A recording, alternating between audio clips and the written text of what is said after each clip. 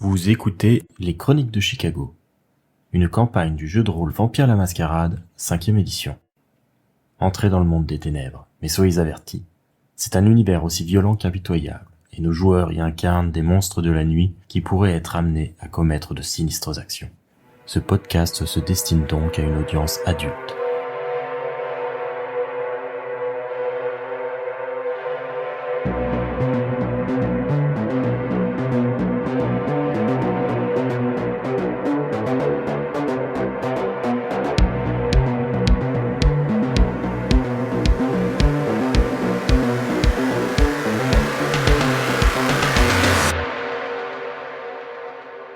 Du coup, pour se rapprocher de leur lieu d'investigation, quels moyens de transport empruntent Lydie, Harold et Hélène? Est-ce qu'ils partent ensemble pour profiter du trajet, pour faire un peu plus connaissance éventuellement? Ou est-ce qu'ils se donnent rendez-vous sur place On peut prendre un taxi, non? Parce que vu qu'on est tous au même endroit et qu'on va tous au même endroit, ce serait un peu bizarre d'y aller chacun de notre côté. Je me permets de proposer ma voiture. Je ne sais pas de quelle manière vous êtes arrivé ici, mais nous pouvons prendre mon véhicule sans problème. Nous, on est venus en moto. Bah, en fait, on va peut-être reprendre la moto parce que tu vas pas la laisser là. Je vais pas la laisser là, t'es folle. Oui, bien sûr, forcément. Mais va dans la voiture, je vous suis. De toute façon, moi, je sais pas où vous allez, donc... Sans problème. Lydie ose pas dire non, je veux faire de la moto avec toi, donc elle a l'air un peu déçue, mais Bah après, tu peux venir avec moi aussi, mais bon, vu que vous allez bosser ensemble, je pensais que peut-être tu voulais apprendre à le connaître. oui. Non. Mais si tu veux venir avec moi... hein. Mais elle le dit pas, Lydie juste, elle se dit ah ok, d'accord. Et... Ouais, mais bon, je pense que Hélène, elle commence à avoir l'habitude de la petite moue déçue de Lizzie. Donc moi j'observe tout cet échange un petit peu de manière un peu béate, en me disant bon, qu'est-ce que vous faites? Dis non, mais t'as raison. Oui, on va faire connaissance avec Harold. Donc, j'accepte volontiers votre offre de ton offre. Enfin, du coup, en fait, on est en anglais, donc il n'y a pas vraiment de tutoiement, de vouvoiement, mais Oui, on peut se tutoyer. pour la voiture, Je suis garé juste là. Allons-y. allons-y. Du coup, je vais monter sur ma bécane pour les suivre. Vous montez dans le véhicule et Harold commence à rouler en direction de l'immeuble où se trouve le QG de la banque. C'est à quelques minutes de là, mais ça vous laisse l'occasion du coup de discuter un petit peu. Du coup, ça paye bien la sécurité informatique? Oui, plutôt. Je dois bien avouer que, en plus, j'ai une carrière assez importante, donc j'avais quelques liquidités de côté et mon entreprise démarre plutôt bien et me permet de vivre assez aisément, effectivement. Et le développement en jeux vidéo? Ouais, honnêtement, c'est pas trop mal, mais ce serait plus simple si j'avais pas la camarilla qui occupait les 3/4 de mes nuits avec ce genre d'activité. Bon, au moins, cette fois-ci, vu le client, on va être payé, ce qui est pas forcément le cas d'habitude quand c'est le prince qui nous envoie s'occuper des bris de mascarade.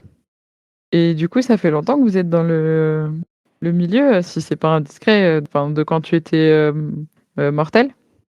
Alors, pour être tout à fait franc, avant, j'étais dans l'armement de pointe, assez proche tout de même du domaine informatique, dans une grande firme d'armement à côté de Chicago, qui n'a pas voulu prendre le versant que je voulais leur faire prendre sur les cyberattaques et le hacking, et j'ai préféré du coup voler de mes propres ailes. Je vois, je vois. Et sur quel type de jeu, toi, tu travailles? Alors, en ce moment, je suis sur un truc avec des Vikings et du football. Là, elle fait une moue pour dire heureusement que ça paye les factures, hein, parce que ouh. Oui, parfois il faut savoir faire du travail pas forcément très passionnant pour pouvoir avoir une tranquillité financière. Je connais bien ça aussi. Puis bon, après, moi, je suis pas designeuse du jeu ou quelque chose comme ça. Je fais le code et ça, c'est toujours bien de trouver des solutions, de voir les choses fonctionner, d'emboîter des briques. Enfin, c'est Et puis ça peut être un tremplin vers des jeux plus intéressants. même si le jeu lui-même, je le trouve plus que plus que naze. Le travail en soi est pas forcément horrible pour autant. Enfin, ça reste une petite techno sympathique.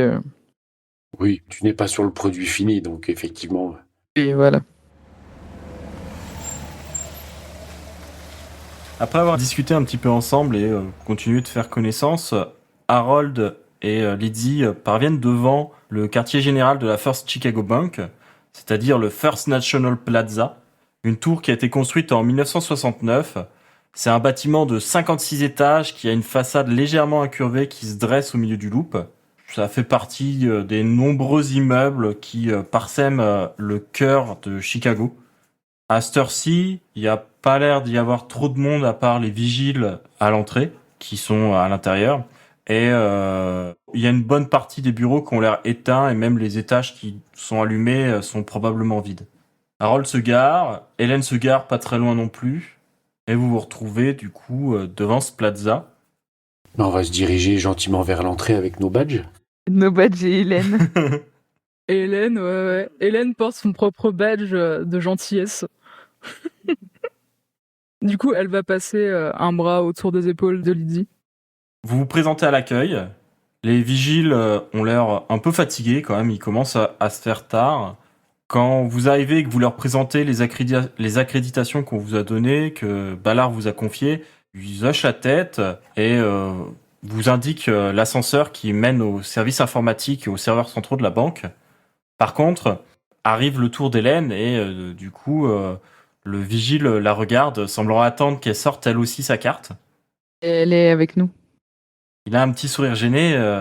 Non, mais vous comprenez, pour des raisons de sécurité, tout le monde doit être accrédité. Je vais utiliser révérence. Et alors, du coup, qu'est-ce que tu cherches à faire en utilisant révérence ? Je cherche un petit peu à le fasciner pour que mes mots résonnent vraiment en lui quand je vais lui dire « Je suis sa garde du corps ». On donne pas vraiment des laissés-passer au sous-fifre. Je pense que vous comprenez ça. Tu vas me faire un jet de charisme plus persuasion auquel tu pourras ajouter ton niveau de présence, qui est de 2. Donc en tout, ça te fait 3 en charisme, 3 en persuasion, plus 2 en présence. Donc ça te fait pas mal de dés, ça te fait 8 dés. Ça reste acceptable. 5 succès. 5 succès, c'est excellent. Le vigile va hésiter un petit peu, regarder les deux autres, regarder son collègue... Et va dire, oui, mais vous savez, d'habitude, tout le monde a quand même un badge. Qu'est-ce que tu vas lui répondre comme ça ? Hélène va lui sourire gentiment et lui dira franchement, vous voulez que je fasse quoi ? Non, mais d'accord, mais vous savez, il y a des informations sensibles. En plus, là, on vous donne accès au serveur, on doit savoir qui vous êtes. Vous auriez pas au moins une pièce d'identité ou quelque chose comme ça ? Alors attends, je dois avoir une pièce d'identité. Je vais lui sortir ma carte de membre, genre de truc de bikers. Une carte de bowling. Quelle horreur. Non, mais je vais lui sortir, je dois avoir ma carte d'identité, je pense. Alors, tu lui sors vraiment ta carte d'identité ou tu sors une carte de bikers, du coup ? Je lui sors la première carte, en fait, que je chope de ma poche, donc ça doit être un truc qui, doit faire partie. Alors, t'as peut-être ton permis moto sur toi. Ah, le permis, ouais. Ouais, du coup, je vais lui sortir mon permis. Il regarde le permis et il te demande, ça vous gêne pas si on le garde le temps que vous êtes là ? Bah après, vous me le redonnez après, donc tout va bien, vous inquiétez pas. Oui, je comptais pas le garder, vous vous doutez bien. Elle lui fera un petit clin d'œil. Il a un sourire un peu gêné et alors que vous passez et que vous vous dirigez vers l'ascenseur, vous remarquez que son collègue lui met des petits coups de coude un petit peu pour se moquer de lui, genre ouais, tu t'es bien fait embobiner ou je sais pas quoi. Ce qui est pas faux, hein. Je veux dire. Ce qui est pas faux du tout. Hein. Du coup, vous rejoignez l'ascenseur et on vous a indiqué à quel étage se trouvait le service informatique. Les portes de l'ascenseur finissent par s'ouvrir à nouveau et vous vous retrouvez face à un homme de taille moyenne avec une légère calvitie, des lunettes rondes et un physique assez svelte. Il porte un pantalon de costume et une chemise blanche sur laquelle est accroché un badge. Tobias Miller, chef du service informatique. Visiblement, les vigiles l'ont prévenu de votre arrivée. Bon, très bien, voilà. Bon, il est un peu tard, mais je peux vous montrer le problème. Montrez-nous, vous savez que Monsieur Ballard n'attend pas.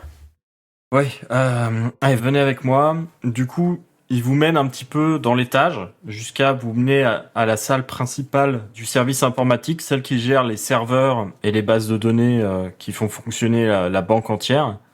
Alors que vous faites le trajet pour vous rendre à cette salle, Tobias est plutôt loquace. Il vous explique que voilà, bon, c'est pas très commun, mais on lui a demandé de veiller parce que on lui a dit que vous étiez vraiment des spécialistes qui venaient apporter leur expérience et que les circonstances faisaient que vous aviez pas la possibilité de venir plus tôt aujourd'hui. Il a l'air de pas trop comprendre pourquoi, mais il insiste pas trop pour le moment. Il vous explique que lui, il a l'impression que le problème est local parce que des recherches qu'il a pu faire, il a remarqué que les comptes qui sont gérés en externe ne sont pas impactés.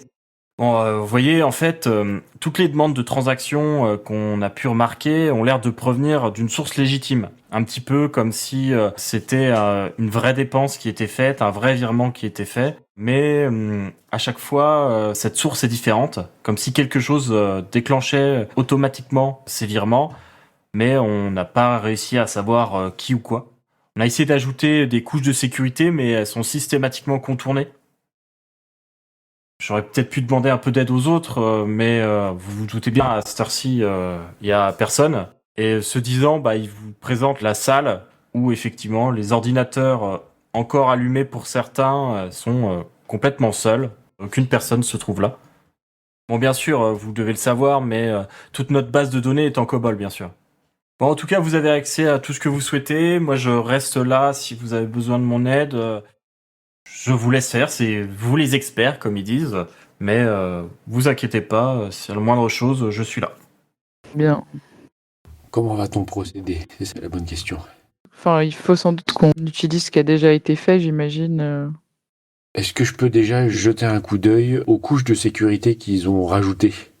Ouais, de toute façon, là, vous pouvez faire un jet de technologie en travail d'équipe pour essayer de voir ce que vous pouvez trouver là-dessus. Alors, d'un point de vue pragmatique, normalement, Hélène devrait pouvoir ajouter un dé de travail d'équipe comme elle a un point en technologie, mais je pense que le contexte ne s'y prête pas vraiment. Merci du soutien. J'ai un en techos, moi. Ouais, parce que tu as de la mécanique. Ah oui, moi c'est de la une mécanique. spécialité en mécanique. Ah Ouais. oui. Mais voilà, toi tu répares des moteurs Ouais, désolé. normalement, pas des serveurs informatiques. C'est ça. Si vous avez une panne de voiture, c'est ok, mais là... Ah, au pire, s'il y a un circuit qui grille, peut-être que tu pourras faire quelque chose. Du coup, qui c'est qui a le plus en technologie? Moi, j'ai 3 en technologie. Moi, j'ai 4 en technologie. Ah, t'as carrément 4 en technologie. Ah oui, c'est mon métier, excuse-moi. Harold a 4 en technologie, 4 en intelligence et la spécialité sécurité informatique, ce qui lui fait déjà 9 dés. Et avec le soutien de Lizzie, ça lui fait donc 10 dés. Alors, 7 succès. T'as 2 dés que tu pourrais relancer, le 4 et le 2. Le 1, tu peux pas le relancer, mais 7 succès, c'est déjà beaucoup, et tu pourrais peut-être même faire un critique avec un peu de chance. Bon, je vais relancer les deux que je peux relancer, le 4 et le 2. Bon, ça n'a pas changé grand-chose pour la peine. Donc 7 succès, c'est excellent, c'est déjà un très bon point de départ. Vous refaites un petit peu les mêmes manipulations que Tobias et son équipe ont probablement déjà faites, et du coup vous vous rendez compte que en changeant la date en local, ça fait apparaître des lignes de code, le même genre de lignes de code que Tobias a pu remarquer. C'est-à-dire que c'est comme si à chaque fois que le jour changeait dans le système, il y avait quelque chose qui rajoutait des lignes de code pour faire des transferts. Seulement, à chaque fois que vous essayez de regarder la source de ces lignes de code, l'ordinateur redémarre. Donc c'est un genre de virus, en fait, c'est ça? Alors il y a l'air d'avoir une sorte de virus, effectivement, qui pose problème et qui fait en sorte que vous puissiez pas investiguer trop sur ce problème-là. Par contre, Harold, avec quelques petits efforts, parvient à localiser les lignes de code qui concernent ce reboot automatique, qui du coup se déclenchait à chaque fois que le dossier incriminé était ouvert. Et il parvient à identifier que le changement se fait bien en local. Il identifie que quand la machine est déconnectée du réseau, ce qu'il fait avec un Tobias particulièrement stressé derrière, parce que ce genre de manipulations sont pas anodines, surtout à l'époque, rien ne se produit de suspect. Donc c'est forcément quelque part dans le système, mais c'est pas stocké sur les ordinateurs. Ça serait sur le serveur de la banque, du coup, si je comprends bien. Alors a priori, ça serait sur les serveurs. Il y aurait peut-être possibilité d'aller enquêter plus avant sur ceci en refaisant un jet, en reprenant un peu de temps pour se focaliser sur les serveurs. Oui, parce que là, si je comprends bien, ça veut dire que c'est en local, donc au siège de la banque, forcément sur les serveurs de la Voilà. banque. Donc je demande à Tobias où sont les serveurs, est-ce qu'il y a un accès direct sur les serveurs ou pas? Oui, bien sûr. Là, il t'indique une porte qui est juste à côté, qui mène à toute une ligne de grosses machines qui meublent un mur entier. Il y a une sorte de baie vitrée qui les sépare de la pièce où vous vous trouvez. Et à l'intérieur, il y a tout un système de refroidissement avec une ventilation et tout qui est un petit peu bruyante. Il vous ouvre la porte qui est fermée à clé. D'ailleurs, Il vous l'indique, je suis un des seuls à avoir cette clé, donc ça me paraît un peu bizarre, cette histoire. Est-ce qu'il y a un technicien qui est venu ces derniers mois ou est-ce qu'il y a eu une maintenance de fait autre que vous qui aurait pu rentrer dans cette pièce? Est-ce que vous tenez pas un cahier ou un tableau de bord de justement des interventions qui sont faites? Donc vous le dites, oui, c'est vrai, oui. Il y a une entreprise qui est venue ajouter un nouveau serveur parce qu'on voulait augmenter les capacités de stockage et de traitement du réseau. Et du coup, il y a une entreprise qui est venue faire l'installation, c'était il y a 2-3 mois de ça. Il y a 2-3 mois. C'est possible effectivement que ce soit lié. Sinon, elle dit rien, mais elle regarde au moment où il dit je suis le seul à avoir la clé. Elle regarde Hélène parce que ça lui fait penser à leur dernière mission où tout le monde était contrôlé par des vampires plus puissants. Ouais. C'est pas parce que c'est lui qui a la clé qu'il peut pas l'avoir ouvert sans s'en souvenir. Ouais, c'est toujours possible. Et du coup, elle le dit pas devant lui forcément parce que Ouais, non, mais de toute façon, Hélène voit bien où elle va en venir. on se comprend. Ouais, c'est ça, c'est des jeux de regard. Voilà. Alors ce regard-là, ça veut dire ah oui, les anciens nous manipulent tous avec leur pouvoir. Voilà. Voilà, c'est ça. Mais c'est un regard très courant, ça. Hein. Oui. Je suis désolée. Du coup, qu'est-ce que vous faites? Est-ce que dans la pièce des serveurs, il y a justement un moniteur qui fait avoir un accès direct sur le serveur? Logiquement, oui. Alors chaque serveur dispose d'un écran et du coup, suite à vos questions, Tobias, ça le tracasse un petit peu et il va vous mener directement au serveur dont il est question. Qui a été rajouté. C'est ça. Il vérifie les numéros, c'est celui-là qui a été rajouté il y a quelques mois. Bon, je vais essayer de le passer au peigne fin, déjà en termes de sécurité informatique peut-être, voir ce qui a été rajouté, voir s'il y a un programme dedans qui paraît vérolé. C'est quoi le nom de la compagnie qui est venue faire le changement? Tobias réfléchit un instant et dit c'est Data Drive. On travaille souvent avec eux et ils s'occupent du coup de nous fournir en matériel informatique. Ok. Harold va me faire un nouveau jet pour investiguer le serveur en question. Toujours pareil d'idée. Tout à fait, ouais, avec Lizzie qui t'aide. Donc Harold obtient 5 succès, c'est plutôt bien.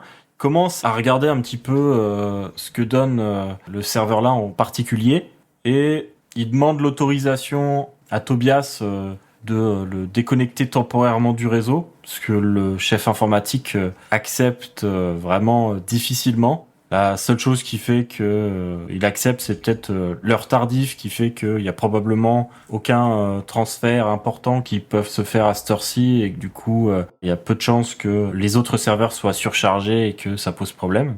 Harold finit par identifier que effectivement, les lignes de code qui sont envoyées dans le système proviennent de ce serveur-là et que ce serveur n'a pas l'air de se comporter comme il le devrait. Avec Lizzie, il commence à triturer un petit peu la machine, à regarder un petit peu comment elle est installée. Et en fait, vous parvenez à remarquer qu'il y a un hardware qui a été installé en plus dans un endroit qui est peu accessible. Mais du coup, quelqu'un a rajouté une pièce supplémentaire sur le serveur. Donc une pièce physique, c'est ça? Comment réagit Tobias? Tobias, lui, il est particulièrement choqué. Il est là. C'est pas croyable. Vous dire que Data Drive serait en train de nous voler. Voilà, il va falloir qu'on leur fasse un procès. Nous qui commandions tout chez eux. Oh là là, les problèmes. Attends, t'es en train de me dire que t'as pas été vérifié une fois les installations faites? Non, mais c'est pas forcément eux.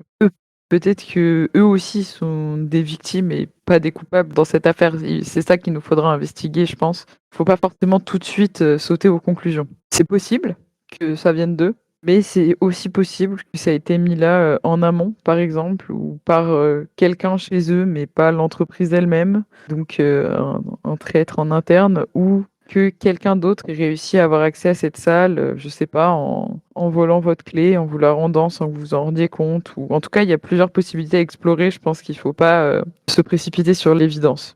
Cette pièce là qui est installée, la personne qui a mis le serveur, c'est impossible qu'elle l'ait pas remarqué. Donc c'est soit cette personne-là, soit ça a été fait après. Possible aussi. Et puisque je vous dis que je suis le seul à cet étage qui ait la clé, sinon ce seraient mes superviseurs qui n'ont aucune raison. Le fric, ça reste une raison. Hein. Oh, vous savez, ici on est plutôt bien payé. Ouais, mais bon, vous savez ce que c'est. On dit jamais non à un petit bonus. L'herbe est toujours plus verte ailleurs. Est-ce que la pièce des serveurs, elle est sous vidéosurveillance? C'est une bonne question. Oui, tout à fait. Tu vois qu'il y a plusieurs caméras. Ça serait bien de regarder depuis l'intervention du nouveau serveur de voir qui est rentré dans cette pièce. Oui, c'est pas bête du tout. Bon, ça risque de prendre du temps, hein. Comme je vous l'ai dit, ça fait plusieurs mois. Forcément. Attendez, je vais juste vérifier quelque chose. Là, il va vérifier une sorte d'agenda pour bien noter la date et l'heure de l'installation. Et ensuite, il vous fait signe de le suivre et il vous emmène dans une salle de sécurité qui se trouve au même étage, là où il y a tout un tas de caméras et de systèmes d'enregistrement. Il y a un vigile qui est présent et on vous donne accès à tout ça. Néanmoins, comme le vigile peut vous le dire, il peut regarder un petit peu les caméras suite à ce jour-là, mais des mois et des mois d'enregistrement 24 heures sur 24, ça risque de prendre beaucoup de temps pour remarquer la moindre chose suspecte.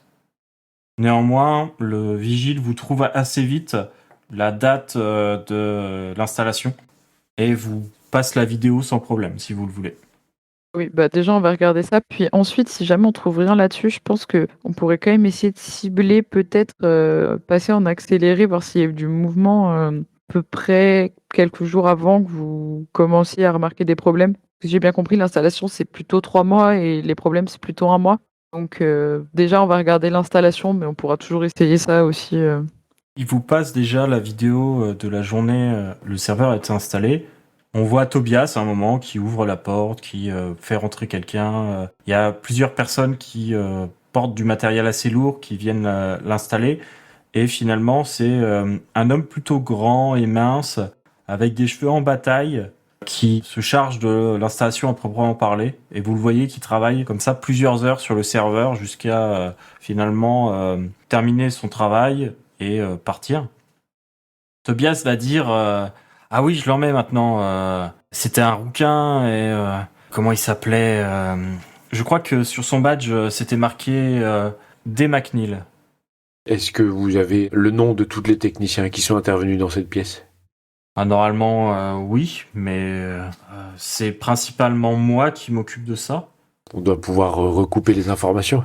Sur la vidéo, on voit rien de spécial. Enfin, dans l'installation, il n'y a pas un moment Non, où- vous le voyez vraiment qui installe le truc le plus sereinement possible, mais vous dites que vu l'installation, si le hardware était déjà installé, c'est impossible qu'il l'ait pas remarqué. Ok. Et du coup, est-ce qu'on peut voir s'il y a eu du mouvement repéré sur les vidéos dans les jours précédents Alors vous passez plusieurs vidéos comme ça en vitesse accélérée. Vous voyez Tobias qui va venir faire quelques manipulations sur d'autres serveurs, mais globalement, il n'y a pas eu d'intervention sur celui-ci. Je fais particulièrement gaffe si à un moment donné, il y a sur la vidéo comme une interférence ou quelque chose qui pourrait signaler qu'il y a eu une sorte de brouillage, pas forcément quelque chose de trop visible, mais elle fait le lien avec peut-être des descendants qui savent très bien se camoufler et qui sont pas forcément perceptibles aux yeux de certaines caméras ou appareils photo, donc on sait jamais. Il y a l'air d'y avoir rien de ce genre-là. Vraiment, les enregistrements que vous voyez ont l'air plutôt clean. Ok. Il n'y a pas de grosses périodes où il n'y a rien d'enregistré et il n'y a pas de traces évidentes de malversation. Ok. Tobias va vous demander qu'est-ce qu'on doit faire. Vous pensez qu'il faut qu'on retire ce matériel? Il me paraît évident que si vous reconnectez au réseau cette partie du serveur, les virements, tout va réapparaître forcément. Il n'est pas neutralisé, on l'a juste identifié pour le moment. Donc, si vous le rebranchez, forcément, ça va recommencer. Et on peut pas se servir de ça pour trouver où ça va? On a fait des recherches pour essayer de trouver où ça va, mais justement, ça passe par plein de comptes différents. Ça rebondit en quelque sorte par des comptes, d'ailleurs même des comptes internes à la banque, avant de partir vers des comptes aux Bermudes. Classique. Donc vous me conseillez plutôt de laisser le serveur déconnecté pour le moment. Oui, après, peut-être que. Donc là, je regarde le rôle, peut-être qu'on pourrait prendre. Donc, c'est une pièce, c'est ça? C'est comme un disque dur, un truc comme ça? C'est ça, il y a une sorte de carte qui est branchée au reste et qui pourrait peut-être être retirée effectivement maintenant que vous savez qu'elle est là. Ce qu'on peut faire, c'est que avec l'aide de Tobias, on retire la carte, on redémarre le serveur sans le connecter au réseau pour voir s'il y a quelque chose qui se remet en route. Si je détecte que le virus est encore là, s'il n'est pas là, il peut le reconnecter au réseau. Puis comme ça, nous, on peut peut-être prendre la carte pour essayer de l'étudier un peu plus de notre côté, non? Je sais pas s'ils vont nous laisser la prendre. Vu qu'on est envoyé par Monsieur Ballard, je suis pas sûr qu'il... Écoutez, c'est vous les experts. Si vous voulez la prendre pour continuer votre enquête, je n'y vois pas de problème. Et si en plus ça me permet de relancer le serveur dès ce soir, c'est parfait. On peut essayer que ça. Vous pouvez pas lui balancer un virus dans la gueule? Genre qui passerait par les mêmes endroits que l'argent et pouf. Ça me semble compliqué d'utiliser un virus pour remonter jusqu'à la source, etc. Là, on voit que si lui, il a réussi, parce que c'était physique, quoi. Là, surtout que ça provoque juste des transferts d'argent. Le problème, il est à la base, le virus, il est à la base, mais après, c'est juste des transferts d'argent, tout ce qu'il y a de plus normaux qui se produisent en chaîne jusqu'à disparaître. Jusqu'à ce que ça arrive aux Bermudes et que du coup, après, avec la confidentialité bancaire des Bermudes, on n'ait plus rien, quoi. Mais peut-être que moi, avec ma base de données, justement, du boulot, je vais pouvoir essayer de voir qui a créé le virus. Parce qu'il y a toujours une espèce de signature dans tous les virus. C'est pas bête, effectivement, c'est peut-être quelque chose que tu pourrais investiguer pour voir si ça a un lien avec d'autres problèmes de sécurité informatique auxquels tu as pu être confronté ces derniers temps. Oui, puis dans tous les virus, dans tous les codes informatiques, on arrive toujours à remonter plus ou moins à la source, ou en tout cas de savoir si c'est dans le coin, ou trouver une trace d'adresse IP qui traîne quelque part, surtout à l'époque-là. Oui, et puis surtout, les pirates aiment bien aussi mettre leur pseudo ou des trucs comme ça, Oui, cachés c'est quelque ça. part, un petit peu par bravade. On doit pouvoir trouver une signature quelque part sur le programme, je pense. Mais ça prend peut-être un peu plus de temps, quoi. Donc, vous retirez la pièce sans trop de problèmes. Tobias, avec vous, fait les vérifications nécessaires. Effectivement, à partir du moment où la pièce a été retirée, le serveur n'envoie plus aucun signal étrange, plus aucune manipulation qui pose problème. Ce qui semble satisfaire Tobias. Très bien, vous avez fait du bon boulot. Bah, j'espère que vous allez coincer la personne qui a fait ça. On va s'y employer. Je pense qu'on peut quitter le lieu, du coup, là. Ouais, surtout que votre intervention, du coup, vous a pris une paire d'heures. Est-ce que vous souhaitez accomplir quelque chose de plus avant de vous mettre à l'abri pour le jour? Est-ce que vous donnez rendez-vous à un endroit particulier? Est-ce que vous avez déjà des plans pour la suite à vous transmettre? Non, je dis, bah, du coup, on se retrouve la nuit prochaine. Ça vous dérange pas, toutes les deux, si je repars avec la pièce informatique, je pourrais peut-être essayer d'investiguer un peu plus cette fameuse carte, puis on se retrouve effectivement demain soir. Oui, oui, non. C'est clairement ton domaine d'expertise. Et du coup, là, on n'est plus à portée d'oreille de mortel. Oui, là, Tobias vous a raccompagné. Il allait se coucher. Lui, il va enfin se coucher. On a récupéré le permis. Et vous êtes tranquille pour pouvoir parler de ce que vous prévoyez pour la suite. Je me suis demandé s'il n'avait pas été influencé par un descendant et que c'était pas lui qui avait fait la modification, mais sans s'en souvenir. Ça a pas l'air en tout cas. Mais en tout cas, on n'a rien vu de ce type sur les vidéos.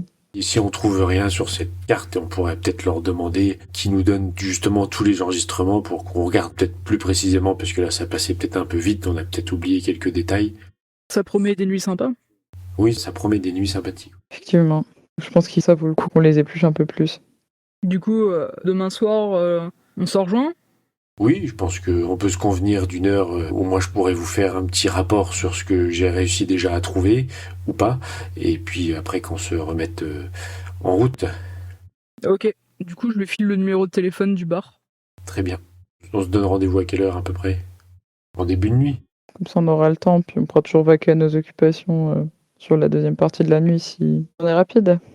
S'il va falloir regarder toutes les vidéos, il n'y aura pas trop d'autres occupations.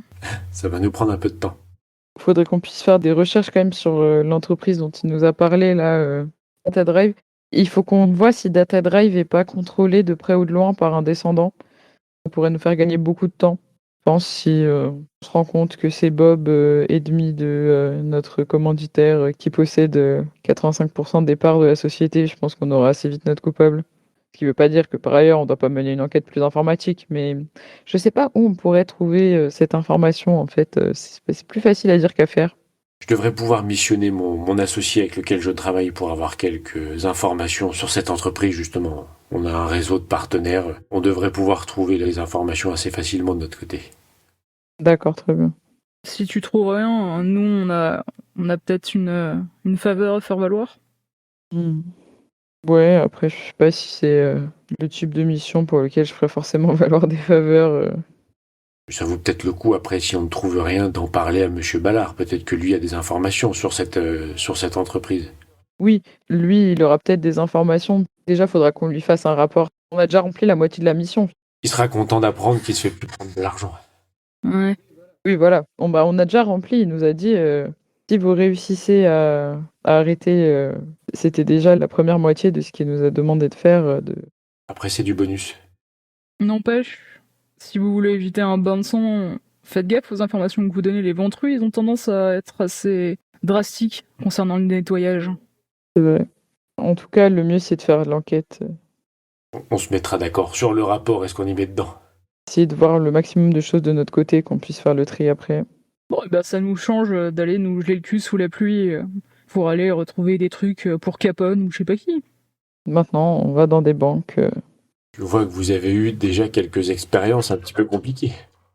On se dit à demain, du coup? À demain. Ouais, du coup, à plus. Et du coup, on y va faire ce tour en moto. Je crois qu'on a encore le temps. Ah, on ira vite. C'est le principe. Du coup, Hélène ira vite. Et Lydie s'accrochera fort.